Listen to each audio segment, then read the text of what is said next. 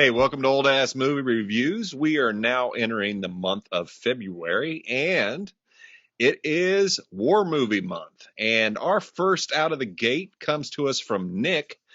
Nick, as you can see, it took us a while to get here because we record way in advance, but this movie is called The Beast, aka The Beast of War, from 1988, I believe. I think it was.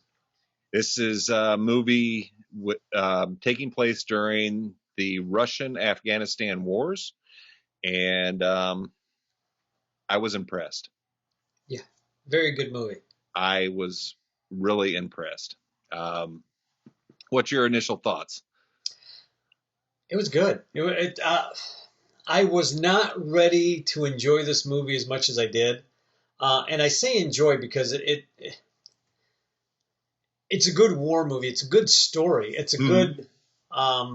They build a lot of character in a tank. It's about a tank group that gets lost in the Afghan desert, for lack of a better term, and they're basically being hunted down by rebels. The Russians in the tank all have their own story. Then they have the Afghan translator who has his own story. Did you recognize him? Yeah, oh yeah. The plagues were better. Kat and I were talking about that. It's like, oh. But yeah, those guys in that tank and the one survivor, I forgot the character's name, but I'm sitting there looking at him the whole time, like, man, I know I've seen that guy. I know I've Jason seen that guy. Patrick. Yeah, but Lost he's Boys. the guy. Lost Boys, exactly. Yeah. He's the guy from the guy who they're trying to turn into a vampire. Michael from the Lost Michael. Boys. Yeah. And I'm watching that, I'm like, man, this guy, he looks familiar. He sounds familiar. And I could not place him. Cat comes in, oh, that's Jason Patrick. That's the guy from Lost Boys. Walks right by. I'm like, you could have told. How did you do that so quick? There's a lot of names in this movie that surprised me. Yeah, Baldwin? Yeah. He was one of the tank guys. He might have been the one drinking the brake fluid, making alcohol out of brake fluid. No, he was the one that had the nude picture of his girlfriend. That the guy drinking the alcohol was making the alcohol out of the brake fluid. That guy looked really familiar too, though, and I can't place him at all. But I know I've seen him in other stuff. Most of the rebels were like character actors that I've seen. It was, and that's going to bring me to probably my only issue with the movie is I don't think there was a single Middle Eastern person in this movie. Even the main character, Khan, with the Afghan rebels, he's Cuban. Really? Yeah. He played in Scarface. No shit. Yeah. That's funny. So, that's very funny. Okay. And I was looking through the cast. There's people from Israel, Cuba, but those guys worked. That wasn't a problem for me because they at least spoke in the local dialect or language, Pashto or whatever, Dari. I'm not sure what language that was, but my problem was the Russian soldiers. Could we have at least gotten a Russian accent? Well, I think I know why they didn't do all that. It's kind of like Red October. If they would have pulled a Red October moment where everybody was speaking Russian, and then you go into like a close up of the mouth like they did for just an accent. They could have kept English. Well, what was good in Red October is when the guy's speaking Russian, they go into a close up of his mouth and it turns into English, and you pull back. And that's like the transition, like, oh, okay, these guys are speaking Russian. I get it. I think had they had that moment, it would have been okay. But everybody's speaking mostly with Midwestern accents. Yeah. All they had to do, if they went through the trouble of getting all these non-Arabic people to speak Arabic, right. Surely we could have just got a dialect coach in for a little bit of Russian accent. They could have kept English, but accent. Yeah. Would have given I get it. Yeah. Oddly enough, I didn't notice that until you said something. Oh, it drove me fucking crazy. But that would have been a good transition, or they, like you said, the accent. At least an accent.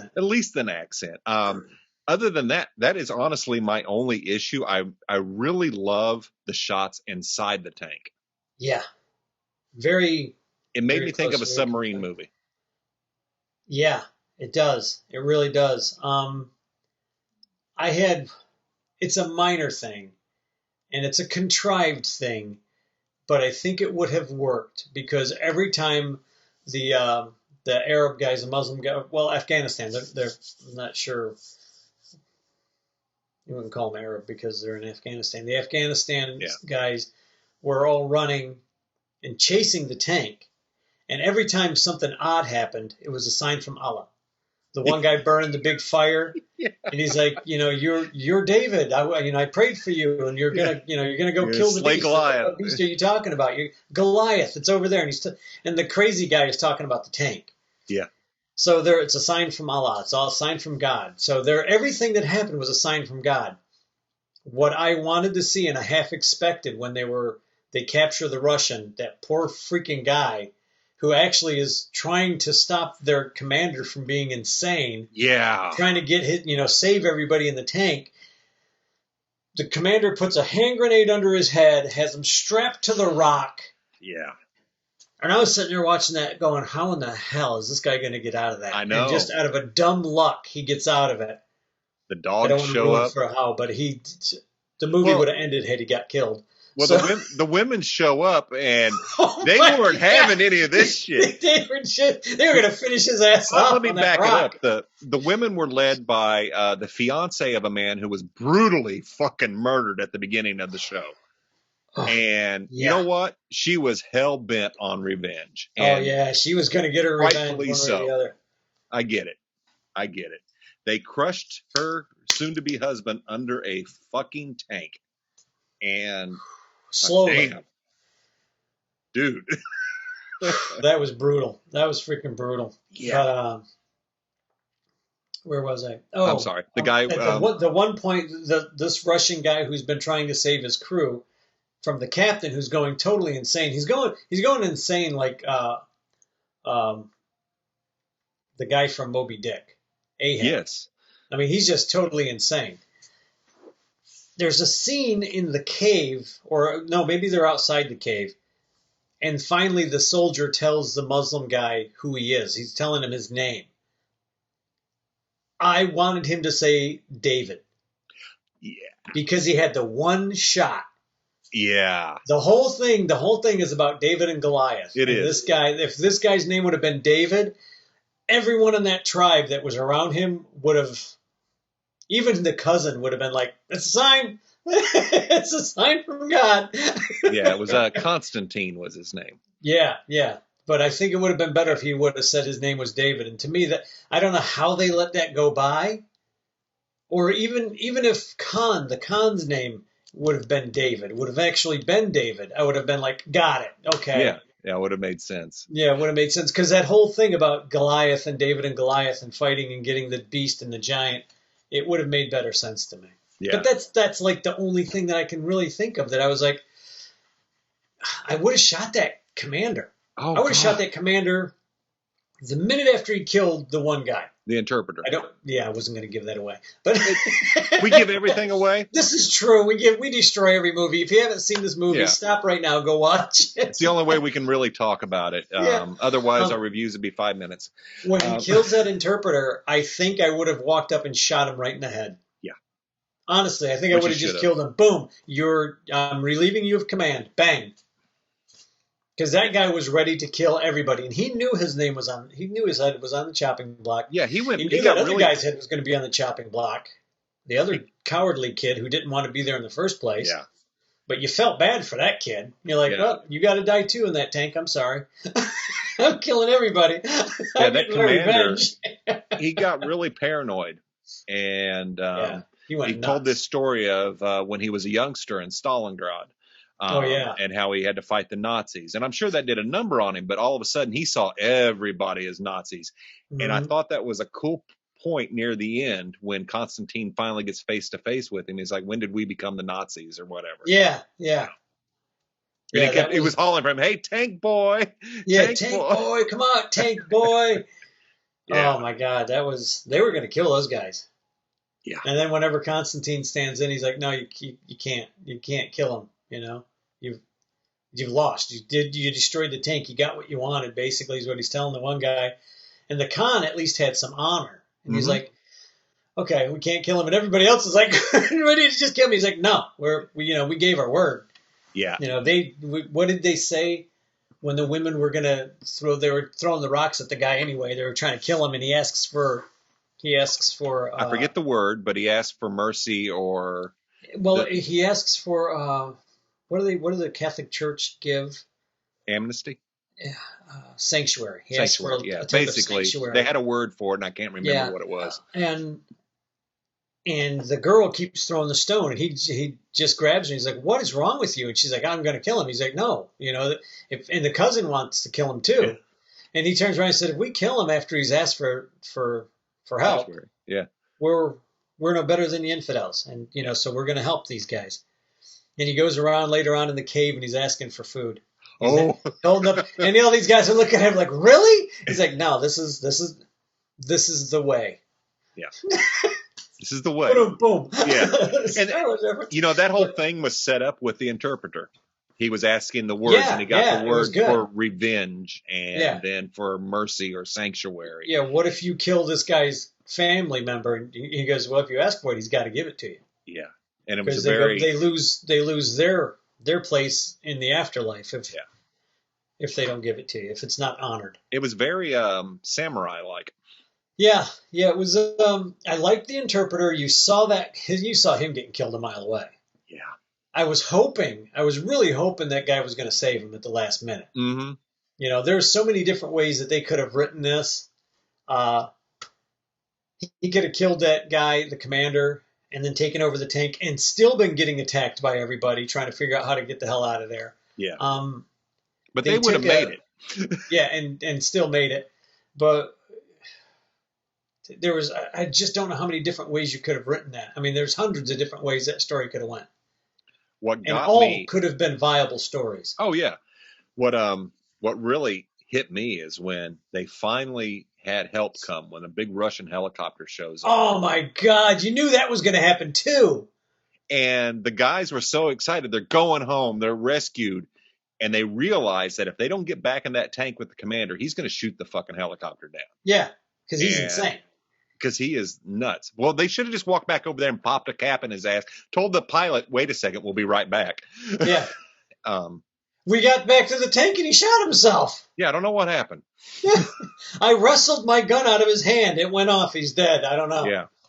I'd rather be in jail in fucking Russia than that tank with that fucking guy. Thankfully, those two guys escaped. Oh my God. Barely.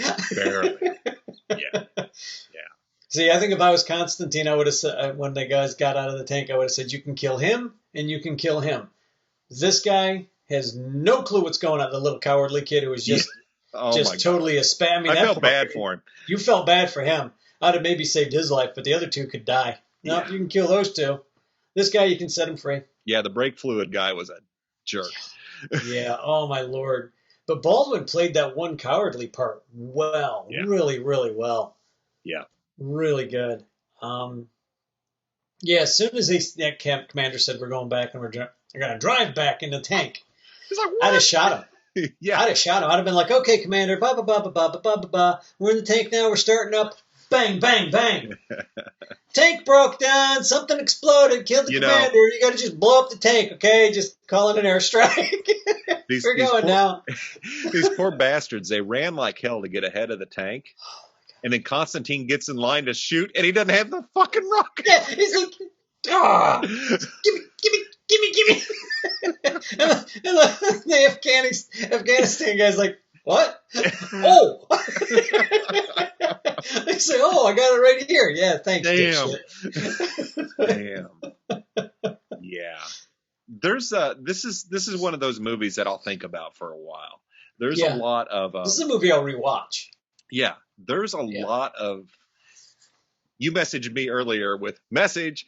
There's a lot of messages in this movie. Yeah, and there's a whole lot of messages. This is deep, and most of them aren't heavy-handed. Most of them are not message. There was like one point where they do, the message, the mailman showing us your message, and that's about it. The rest are pretty. I don't want to say subtle, but it's a war movie, artfully and done. It's well done. It's very well done, and the fact that they used the Russians' point of view and the whoever the hell they were fighting's point of view, the Afghan guy's point of view, they were showing both sides of what a no-win situation. And the thing is, the Brits tried the same shit back in the 1800s in Afghanistan. I think the French tried it. The Russians tried it. Every fucking major empire on the planet. The Romans, I think, tried to go through there and take over. It's a no-win situation for whatever reason.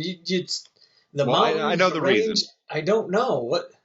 Here's my thoughts on that, because I watched that and I thought of the same thing. All these countries have tried this, and this became a Red Dawn moment. I looked at Khan, not Khan, but I saw the movie as like almost like how Commander Bella in Red Dawn was seeing the insurgent. This is why something would never happen here in the U.S. Everybody over in Afghanistan, they've got guns. They know how to fight. So their armies are vast. They're hidden. They're not going to tolerate it. That's why they are still stuck there. Yeah. So it's not going to happen, and it's just one of those things. All these forces are invading another country, and it's people are fighting back because it would be like the Chinese or the Russians coming into America and trying to go up through Louisiana. Good luck. That's number one. That's the worst place you could try to attack this country first off the bat. Because you're in swampland and you're surrounded by a bunch of swamp guys who don't want you there. Yeah. Shit, they don't even want Yankees there. Yeah. All right? So how the fuck do you think they're going to feel about a bunch of foreigners? It's not going to go well. And that's what I'm getting at. Almost everybody in the U.S. owns a gun, knows how to use it, and it's not going to happen. So going into Afghanistan? Yeah. I mean, can you imagine somebody trying to pull that shit? I mean, for as big a trouble as we have in major cities, but somebody hitting L.A. Let's just say some standing enemy army decides they're going to march in, and they come up through California. They're going to get to about L.A. And you're going to see the. Do you think all those gangbangers are just going to lay down and walk away? No. Some of them are going to run. Yeah, fuck, I'd probably. But they'll join. I'd probably help. We talked about this before. There's your first resistance. Yeah. There's your first. Yeah. Yeah, this is the point where people put aside their differences, and that's why it won't happen. Yeah, you'd have a lot of Crips and Bloods joining the same side. Yeah. You'd have what's the big 13 MS-13? I have no idea. All these gangs would be joining just because, unless they can figure out a way to make money off of these guys, which I'm sure a lot of them will. But wait until one of their family members gets killed by one of these guys, or if one of their family members gets killed by one of these other gang guys who joined forces with this enemy invading force. You don't want to be in that city when that happens. I mean, hell, I don't want to be in that city now, but you really don't want to be in that city if something like that's going down. No, and that's that brings me to the first part, the very opening scene of the movie. It shows a squad of tanks just blowing the hell out of a village, and I'm thinking, oh my God, this is horrible. And you look around and you see that the village actually has gun bunkers set up and everything. Oh yeah. And it was an insurgent's paradise right there. Right, and then it's like, wait a minute. This is their home. The Russians are invading. I hope the hell they shoot back at these motherfuckers, Well, that's the thing. When you read about, I only read a little bit about, I was like, why the hell did the Russians even go there in the first place? It was because they were supporting the communist regime that was in power at the time that was being overthrown. That's why the Russians showed up. It was from what I've read about that, it was bad. Like, as far as our soldiers, God forbid that this crap keep going on. Yeah. Because that's just not an area that I think, other than the heroin fields, unless you're a government that if you really mean business, you'd wipe out their poppy fields. Yeah. And no government has ever done that. No, because they're the making Romans money didn't somewhere. do it. The fucking British didn't do it. The Russians didn't do it. The French didn't do it. So what does that tell you? Yeah. Money talks, suckers walk. One of the things I find interesting is you can go back and pull some old pictures. Afghanistan in the 70s will blow your mind. It's modern. Yeah. But when you have religion take control and the oppressive government that they have, there you go. Well, as soon as you have a theocracy, yeah, and I think that's a problem. Yeah. But look at Beirut. When up until a few years, and all of a sudden they got their independence, so to speak, and it turned into a shithole. Yeah. Just turned into an absolute shithole. Yeah. Because the people who don't care got in there and don't care. Well, it's not to go super political or anything. Right, but take a look at fucking Iraq. Yeah. Saddam had this shit under control. Was he a good leader? No. No, he was a horrible human being. He was a fucking horrible human being. People didn't fuck with him. And well, as far as that goes, the guy in Libya, Gaddafi, yeah. You know, and then certain people had to butt their nose in there and try to bring him back into the mainstream. Yep. And that's when he got killed. And all of a sudden, you know, he's not a good. They're not good people. Mm-mm. They're horrible fucking human beings, and they're horrible to everybody and anybody who disrespects them. But if there's not a world war happening at the time, don't fucking start one. Yeah. The problem is when a world war comes to your front door, you got to slap back. Yeah. And that's what happened is you know, a lot of jealousy. I mean, there's so much shit going on with all this. You can't even to try and discuss crap like that here is not. It's almost impossible. Yeah, it's war, and I don't. I've read about World War I. I've read about World War II. I've read about the Korean Wars, the Vietnam War, and they all seem to start for the same stupid reasons. You know, they're all based in basically the same. I mean, I think the only real wars that I could sit there and say are super 110% justified was our war for independence. Yeah. You know, 1776. You know, 1812. You know, these wars when somebody was physically coming here and trying to tell us, you know, we're going to take all this from you and no, you're not. You're going to lump it or like it, you know, like it. I mean, that was to me very justified. But I don't ever want to have to live through anything like that. But if I have to, it's bad enough we're living through a plague. You do what? I said it's bad enough we're living through a plague. Yeah. So a plague that's 99.95%. Yeah, but mathematically, that's a few million people dead. But worldwide, you got a couple billion. I mean, come on, we got people. Yeah, it could be somebody we know. But how much do we like this person? Yeah. I'm waiting for a bolt of lightning to hit me. I'm sorry. That's all right. Back to movies. Hey, yeah, you know what? You got a lot of editing to do here. No, that's all. There's nothing wrong with that. The movie really shows, and I think it gets if it doesn't hit it exactly, I think it gets a good emotion of the fine line between war and what's the word I'm looking for? I'll just say not war. Like when a war is one thing and then going absolutely insane and killing everybody around you because you think they're the enemy. Mm-hmm. That's like that commander was doing. That commander would have killed the other two guys in that tank. Oh yeah. Eventually, he would have. Oh yeah, he was getting ready to kill the one kid. Yeah. Whenever the kid drops in and comes back, he's like, "Oh, okay, well, damn, get back." You know, he would have wound up killing the kid who was making the liquor. Yeah. Because the guy was just insane. He was completely insane.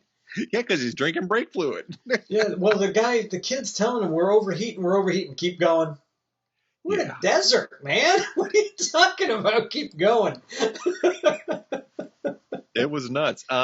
This is an interesting movie in the aspect, the topics of revenge, forgiveness, being human.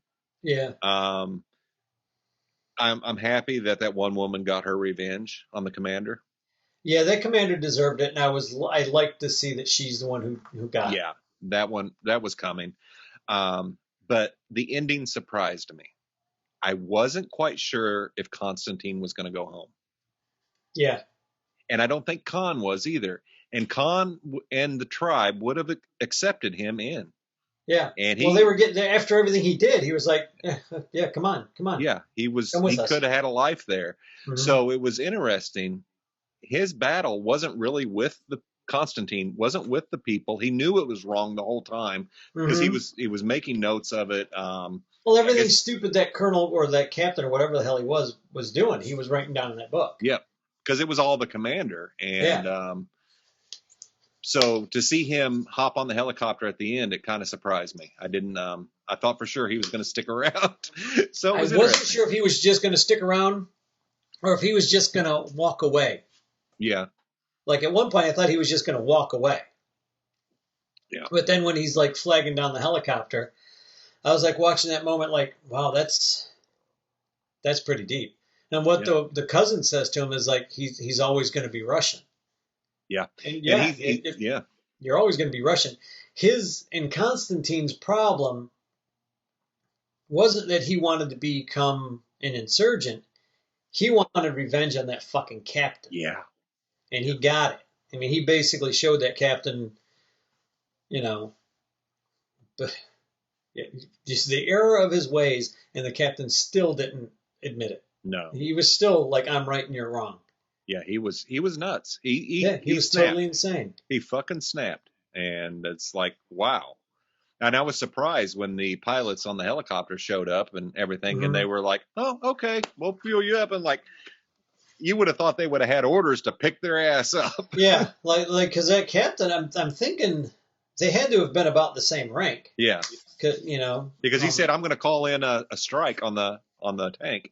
On the tank, and he's like, no, we're going to take it back. He's just looking at him like, and then he looks at those other two guys like, all right. And I'm telling you, dude, if I was one of those other guys, I think I would have walked up to him and shot him. Yep, and went back, got on the helicopter. Yep. I'm going home, bitches. I'll take my court martial. You wouldn't even have it. I'm sorry, he shot himself. I got all the way over to him. He shot himself. It's crazy.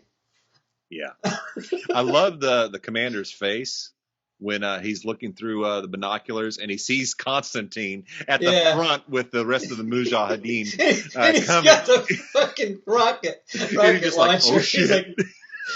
He knows he's being hunted then. He knows that guy's not going to give up. No. You know what? Don't tie me to a rock and put a hand grenade under my head. And then leave me. Then leave me for dead. For the dogs. Oh, my God, those dogs. That was like, when that hand grenade came out, I was like, oh, shit. Yep. He's like, ah! He's like shaking to get the roll down. Surprised it didn't take his foot off. I know, but it was a movie. Yeah, so good flick. Final thoughts on The Beast? It's a really good movie. It gives you a lot of shit to think about. If everything that I was talking about the history and everything of that area is only stuff that I've read. I was never there. I was never in a war. I don't know what it's like. But I imagine watching this movie, it's pretty goddamn close. Yeah. It seems like somebody who maybe had seen action of some sort wrote it. You know what I mean? Yeah. And that's a good takeaway. And I'd like to watch this movie a couple more times because I think it's a lot deeper than I even think it is. It is. I don't think it doesn't say it's not pro-war, but it's not. No, it's peace lovey, put a flower in your gun muzzle kind of thing either. It's just telling a story of a moment in this war between the Russians and the Afghanistans. And it's a good movie. It's a lot of character development. Yeah. And I really like that. There's enough action in it to keep it moving and a lot of character development that you just sit there and you start feeling for them. Because initially I texted you, I was like, I don't like anybody in this movie. I'm not rooting for anybody. There's no good guy. And you texted back something like, it's coming or something. Yeah, it's coming. Just hang on. And sure enough, as I watched the movie, I'm like, oh man, that interpreter, he's gonna, yeah, damn. You start getting behind Constantine, and then you start developing feelings for Khan and Right, everything. right. Because here's a young man who is now put in charge of his group, because his father was killed, and yeah, his he father can't handle and his it. brother. Yeah, yeah. Well, I like the question he asks his uncle. Am I wise enough to be the Khan or something like that? Yeah. And the uncle looks at him and says, if you're asking that question, then you are. Yeah. Because you're always doubting your ability or whatever. But it's a good movie. It gives you a lot to think about. Like I said, I'm not gonna sit there and blow smoke and say I've been through anything like that because I haven't. Right. It's a very, very good character movie. Very good character development movie is what I would say, and it's worth a watch. It's definitely worth a watch. It's definitely. Yeah, Nick, thank you for suggesting this movie because it was never on our radar. Yes, thank you very much, Nick. Good movie. I like to watch movies that show stuff from a perspective I haven't seen, especially when it comes to war movies. Watching this through the Afghani and Russian eyes is, I think, it's educational, or it just makes you think. Just a shout out to a couple other movies that do it really well is Das Boot. Yes. That is an incredible movie, all through the Germans' eyes. One of the best submarine war movies ever. Yes, yes. And that ending gets me every time I watch it. And there's a Stalingrad, which is from a Russian army viewpoint during the invasion of Stalingrad. Oh, and from the Russians or from when the Nazis? The Germans coming in. It's all the Russian army. It's a Russian movie. And then there's a German movie called Downfall, which is about the final days of Hitler. And it's really good. So it's neat to see stuff that we're not used to seeing, because when we watch war movies, it's always America, fuck yeah, nothing wrong with that, but it's nice to see a different perspective, and maybe think about things differently than you normally would. This movie did it really well. I loved it. I didn't think I was going to. I was starting to watch it. It's like, okay, all right. It's like, oh shit. It just starts to go. And I started to care for the characters. Yeah, I'm not sure when you start caring. And the thing is, you start caring about all of them. I mean, you even care a little bit about the commander. You're like, why is this guy going insane? And then he tells the story, and you're like, this guy's been nuts for a long time. He's just finally showing it. He finally snapped. He finally really snapped. But good movie, well acted. Like I said, that one little rewrite when he was introducing himself. That would have been funny. They would have all gone batshit crazy. It would have been perfect for his name to be David. It would have been perfect. Yeah. And why they didn't, maybe, I'm thinking somebody probably came up with that and everybody's like, no, it's too cliche. It's like, the whole movie's cliche as far as, like, they're like, oh, it's a sign. It could have either been. Yeah. Well, and that's great, because when the helicopter showed up, that guy's like, Allah brought us a helicopter. That's it. What? Yeah, I got what I want. You're a pig, cousin. Yeah, he was.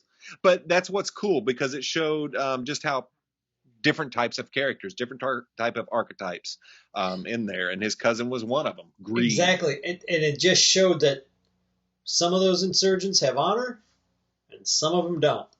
And some of the Russians had honor, and some of them didn't. So it's perfect. That is perfect. It shows both sides of the coin on both sides of the coin, on both sides of that war for the Russians and the Afghanistans. It's very interesting. It's a good movie. Yes. Very good movie. Absolutely. I recommend watching it. Yeah. If you like war movies. If you don't like war movies, then it's not going to be good. If you don't like war movies, you're going to have to skip the next 3 episodes of Old Ass Movie Reviews, because... But please don't. Please don't. Watch us. We could get up to 5 listeners, and that would be awesome. And 2 of them are already me and you. So yeah. And and Nick, I hope you're still around. Yes. So to watch this, again, thank you for that. So this month is all war movies, and we're going to go for some older and different wars. And We had talked about All Quiet on the Western Front. Yep. So we'll be visiting World War I next week. Next week. So until then, thanks for listening, all 10 of you, 5 of you, however many. We do appreciate it. Drop us a line, leave us a review, anything. Tell us what you want to see. Yeah, if you have a suggestion for a movie that you want to see us tear apart or build up, I'm for either one. Or do both at the same time. Thanks again. We'll catch you next week. Cheers.